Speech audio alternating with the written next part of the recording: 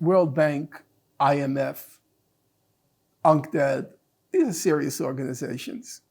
And, they put out reports to the point of insanity. Because they were putting out these reports as if Gaza had an economy. So they were comparing it with this third world country and comparing it with that. What are you talking about? There's no Gaza. There's no economy in Gaza. It's all just Western donations. There's no economy there. But they turned out one report, another report, another report. The world's greatest authority on the reports is Sarah Roy at Harvard University.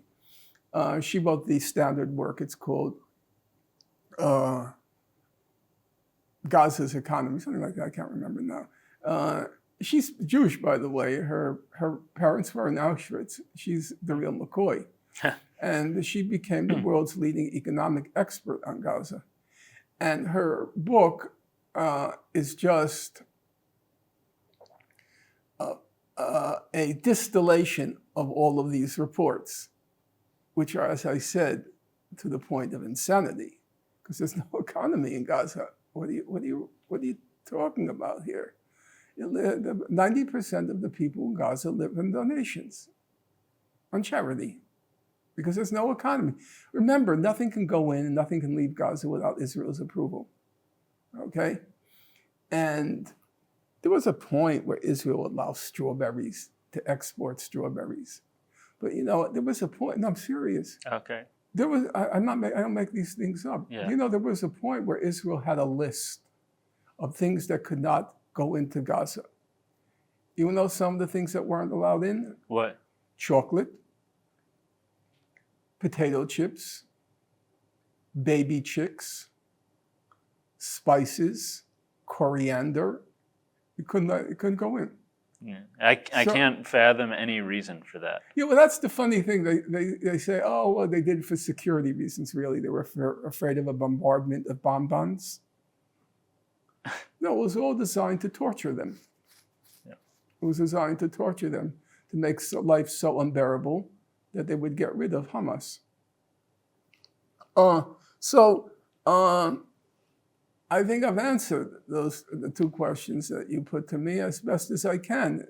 On the first question, I feel very confident because there's just such a voluminous record from the most respected international agencies and organizations about how the money that was donated was used. And the second, yes, there was corruption. For example, there was a period when Morsi was in power in Egypt. He was the Muslim Brotherhood, okay? And they had this huge tunnel economy between Egypt and Gaza. You wouldn't believe it. I mean, you could see cars being smuggled in. And a lot of people enriched themselves from this tunnel economy. And of course, to me, it made perfect sense because those were the smugglers in the Warsaw Ghetto. So there were people who got rich off of it. It ended because of when Morsi was overthrown.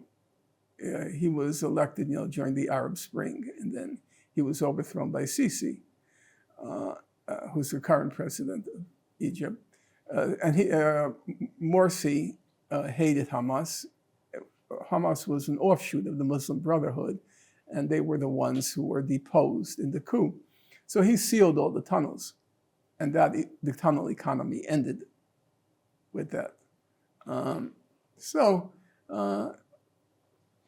As I say, I feel confident that the record has been documented and the claims that are made are simply false. I've read through nothing like Sarah, but I have read through a lot of those reports, and the conclusion of all of them is the main factor in the misery in Gaza is the blockade.